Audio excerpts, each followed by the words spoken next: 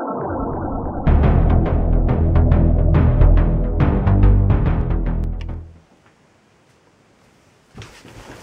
guys, welcome back to a brand new review of my Doctor Who marathon. Last time we did a review on the Crusade. Now today's next review is going to be on another great historical based around the Battle of Hastings in 1066, and this is my final William Hartnell story in my DVD collection. And so today's review, we're going to be reviewing The Time Meddler. Now personally, I think this is a good historical story for almost good reasons. I think one, I like William Hartnell in it. He's very, sly. He's very mischief in some ways. And then you have the meddling monk, which I think he's a very funny character.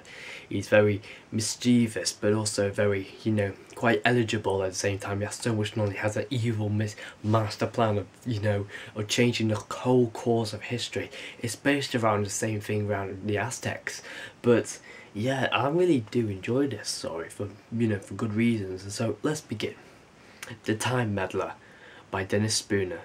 The TARDIS lands on the North Cumbrian coast where new companion Stephen discovers a Viking helmet, and the Doctor decides that he must have arrived in the 11th century. Stephen remains skeptical, especially when he and Vicky encounter what appears to be a Saxon hunter with a modern wristwatch. Investigating a nearby monastery, the Doctor discovers further anachronisms in who is this mysterious monk observing the time traveller's every move, and why is he so interested in the outcome of the Battle of Hastings. So that's a little interest really on like the whole viewpoints of the story. I mean, I really do like the story. I'm not saying it's like really bad or anything like that. I think it's good. I think episode 1 was quite good. Stephen getting introduced to the TARDIS, saying, oh yeah, this is like a complete, mind blast to him. Like it's completely new to him. He doesn't believe that all of this is, real at all. Doesn't believe that this is a time machine that can go anywhere in the universe. And so he really had like no clue and is very skeptical at the beginning. So really doesn't really take toll in what the Doctor says, and yeah, Stephen mostly calls him Doc, and well, for the most of the time. But well, yeah, with the meddling monk, he was very mysterious in the first episode. I thought, like, who is that kind of character? Who is he? Why is he wearing this kind of, I wanted to know who he was in the first episode. And then when the Doctor was investigating the mysterious monastery, as he went inside and discovered loads of unusual things, like there was a tape recorder of all the singing monks, which kind of made him think that perhaps this is not a monastery as you think. And then suddenly, like, bars came down, and suddenly he was caught by this meddling monk. And then in episode 2, where the meddling monk was trying to prepare breakfast, he had like frying pans, eggs, over like a full English breakfast really. And like, how did he get all of this stuff from nowhere? But in the 11th century, they're in the 11th century, and how did he get all of this? It's because probably he has a TARDIS of his own, which Vicky and Stephen discovered in episode 3, which was quite unbelievable. And how does he have another time machine? He's a time meddler, of course, and that's this story, The Time Meddler. And so he really just basically meddles with the fabrics, with the laws of time, and he just basically wants to improve history with something, with a few changes to make sure that, basically he wants a bit more fun. He just feels like, watching the course of history go on, it's just a bit boring to him. He wants something to be improved in order for it to be, a bit more interesting. But if you do that, then every other part and every other history book and every part, every minute and every second changes your whole life. And then everything you've known about the Battle of Hastings, from beating the Vikings, and then King Harold beating the Vikings, and then suddenly William the Conqueror took over. I mean, I'm not a big, man who knows all of his history. I hardly know the Battle of Hastings myself. But what I do know is that the monk is trying to meddle with the fabrics of time and, prevent, and so he's going to wipe out the Vikings for King Harold in order for him to meet him, and then suddenly William the Conqueror can automatically win against King Harold without any, Vikings in the way. So it's going to be quite interesting. But although I don't like it at all, the Doctor doesn't like, and he, must, stop this meddling monk from changing the course of history. And so, William Hartnell, he definitely sees him as a complete meddling monk. He's a complete idiot who doesn't know what he's doing. He believes that the meddling monk is almost like one of his friends from his other planet, or should I say friend, I mean enemy.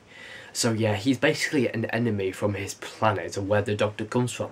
And so he has his own TARDIS, and so basically he wanted to, the meddling monk travelled through time and space, gathering all of these artifacts throughout the course of history, whether it's been in Egypt, the Aztecs, back in the course of histories, and so many big events. And so yeah, this is really just where the meddling monk just changes, and just this place where the Doctor, Vicky, and Stephen like looked around and saying, like, oh, this is not the 11th century, like beacon cannons, radio recordings, like why is all of this? And so it was very strange at first, but when it actually came into the whole knowing of what was going to happen with this the monk's master plan, basically the monk has like this kind of chart list of like, basically trying to locate the Viking fleet, destroy the Vikings and then meet King Harold, that sort of thing. And I thought, why would the monk have like a progress chart or something like that, basically checking that he's on schedule? Scheduling for what?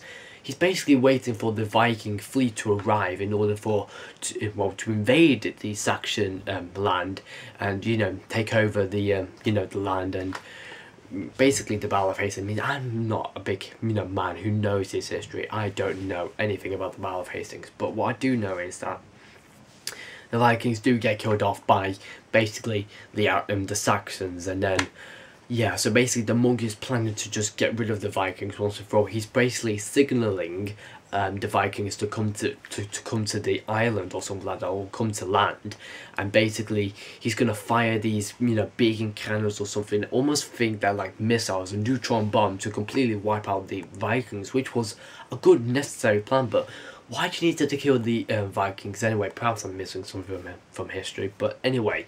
So I do think that this story does have loads of good, bits of quality and history. The Vikings, I mean, I do like the Vikings, just, appearances.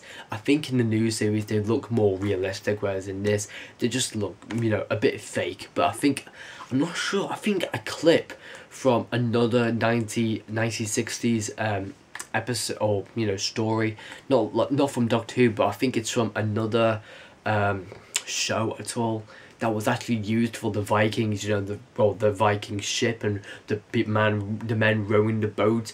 It was actually taken from another show back in the 1960s, and so it was actually, basically they took that scene and put it into the actual show, just making sure that, just muting the quotes and people shouting across the boat. So that was okay, because I thought that was, they didn't really have the money to film a Viking ship and men rowing the boat. They couldn't get as much men as doing this as possible, so they actually took something from an actual show back in the 1960s and put it into that actual episode, which I thought was quite good to show a little bit of the Vikings. And well, perhaps they didn't have any money to shoot the Viking ship and stuff like that, so that was really what they had to do, really.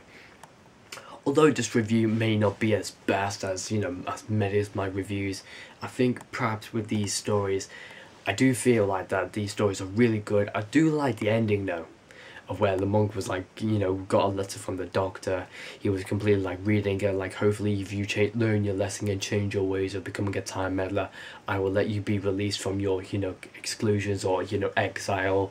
And then suddenly when the Doctor, when the meddling monk goes into the TARDIS, he kind of feels like that he's almost trapped in one dimension. He's like, the Doctor has removed the dimensional stabilizer, so he cannot exist in his actual human form. He's like exists as a ghost, and he's marooned in 1066, which he cannot escape really. He cannot fly the TARDIS, he can't go anywhere else. He's completely stuck in one place, and so he basically shouts out for the Doctor for his help, but the Doctor's not coming back, and so that's the end for the meddling monk. Or at least that's what we think, that's the end for the meddling monk. But Yeah, this story does have some good points, I would have to say. The villages, and it's quite good. I think William Hartnell did do a good performance. He had like a very nice personality at the start, meeting the villagers, and then when he met the meddling monk, he was like very, has a very stubborn and very arrogant, mindset of how to change the course of history. It's like, he's determined to have his own way. He must be stopped. He must be stopped. And so he's very arrogant with the Time Meddler. I mean, they're both rivals, so I know that they don't like each other, but they have a tendency to like appreciate and admire of what they've done. But is it good for the course of history? No, it's not. So that's what they disagree on. They're thinking that they could change history just to improve it, but no, the Doctor's like completely let history take its course on its natural accord. But no, the meddling monk wants to make a few changes, but that's going against the course of history. So yeah, I don't know about any of the history of the Vikings and the Battle of Hastings. I know I really should do, but I gave up history many years ago. But I'm always fascinated about learning new history. But with the Battle of Hastings, it's very difficult because the meddling monk was basically seen as a monk who was trying to give people some spiritual help. I know some of the villagers went up to the monastery to greet him and ask for for help. I think there was one time where two men brought an injured man, and the monk was trying to heal him and stuff like that. But then they almost saw a suspicious personality inside the monk. I don't know why, but I think they just found that the monk was very mischievous and very mysterious in some cases, and so the villagers had like a thing of like, what's this monk talking about? And so he basically the monk kind of rattles on a bit too long, and he basically talks about blood transfusion, which they've probably not even heard of, or any something like a mysterious kind of medicine or something like that which they've never even heard of. So he's using terms that just don't recognize as to the actual villagers' terms that they use. So he's being way more advanced in his speaking and his terms that he's using. But the other people, they just don't know what he's talking about, which they may get quite suspicious of him. Is he a spy? Is he wanting the Vikings to invade the Saxon land? Is he just waiting for the Vikings to come to arrive and have the invasion, and therefore let history take its toll?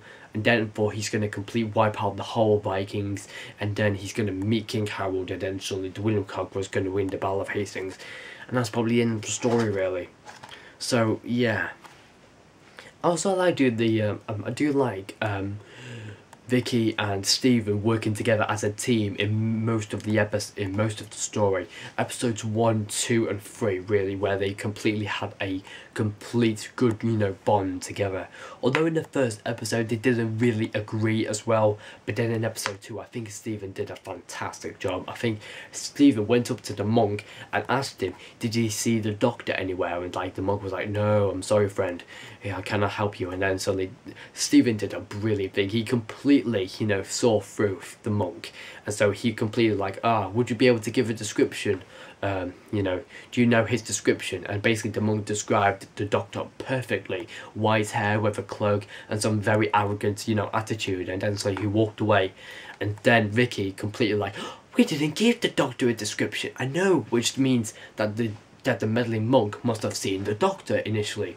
So therefore Stephen knew automatically that the monk has seen the doctor, which probably popped into his mind that the meddling monk has the doctor trapped inside the monastery, and he needs to, they're going to break in or find the doctor and release him.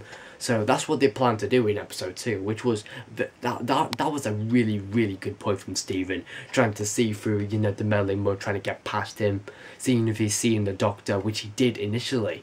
So that was a good thing I like about that story. I think that was the best part I quite liked. So yeah, I do like Stephen's personality. He's a really good character. He plays such a brilliant and plays such as a brave character.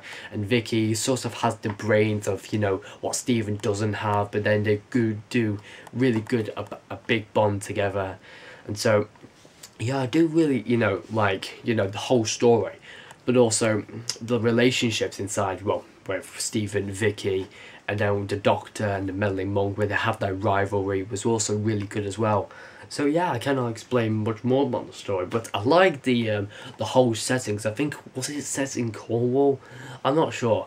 Perhaps I'm just going to be, perhaps I'm rattling on too long on where the settings. I think the settings were quite good on where the TARDIS was going to land. I think I really liked, where they filmed for the Time Meddler. It was kind of a good, greenish countryside, more type feel with more of the rocks and then the sea. It was also a good location for it. I think the monastery was a good place. Although the monks weren't actually singing, it was actually from a tape recorder, which I could point to mind like, this is in 1066. Is this a fake world or something like that? Is the monk from another time or something like that? Yep. And you probably know why he's probably from another time, because he's one of the, he's almost like the Doctor, really. He's like basically from the Doctor's own planet, and basically we weren't even introduced to the the Time Lord term yet. That was basically introduced into more the Patrick era, whereas this, they didn't even mention the word Time Lord, and we never really experienced that this was actually another Time Lord from the Doctor's own planet. So basically the Meddler monk wanted his own way of how history took precaution of itself, but the Doctor completely disagreed with him, and he completely wanted to stop him once and for all, to stop his time meddling once and for all. And then he basically marooned him in 1066. I don't know what marooned is. Almost like encaged, trapped, or stuck in 1066, where he cannot dematerialize or rematerialize. I can't say those words. I think I'm just tired, and I think we might as well conclude. I know I've been talking very much jibber jabberish about this story. Perhaps it hopefully make sense to you, but really I do like the story overall. I think most of the fighting scenes were in episode 4. They were quite good. The Vikings were okay. They were a bit dodgy in their acting. Okay performances, I would have to say. I think the meddling monk did a brilliant job. It was very funny. I really liked some of the scenes that he did. It was such a very classy and very comedic actor. Really did. And also I think William Hartnell and the meddling monk both had a very funny, but very arrogant, a very serious argument and agreement with each other. And so definitely I do like them as as enemies, really, because they just don't seem to like their personalities. And so it was really good to see them, basically the Doctor fighting one of his own people for once as an enemy. So it was quite interesting to see that. But anyway, I think we might as well conclude it there, because that's the end of the video. And so guys, I hope you've enjoyed this review on the Time Meddler. Please give this a like, and also please hit that subscribe button if you're new to my channel. And so yeah, I hope I've given you enough information on what I think of the Time Meddler. Also need to give you a rating on what I think of the Time Meddler. I would have to say that I give the Time Meddler around about an 8.5. Not really the best. I mean, it doesn't really fascinate it. It fascinates me, quite a bit. But does it really make me interested in the Time Meddler? Yeah, it sort of does. I really think that this one could have been a bit better, with a bit more acting, a bit more in pace, really, because it did lack pace a bit. But yeah, overall a good story, great historical. And I think the Time Meddler just really played his best part in this story, which was really good of him. And so yeah, I definitely good 8 out of 10. And so yeah, I may do the Doctor Who 2017 yearbook review on the Doctor Who magazine. But anyway, I think now that is the end of the William Hartnell era of my Doctor Who marathon. Hope you guys have enjoyed, and so for the next review we're going to be doing the Underwater Menace, because we've already done the Power of the Dogs review from the Patrick Troughton era, so there's no need to review that again. And so the next one we're going to be reviewing is the Underwater Menace from the Patrick Troughton era. Hope you guys have enjoyed, and I will see you guys very soon. Enjoy the rest of your day.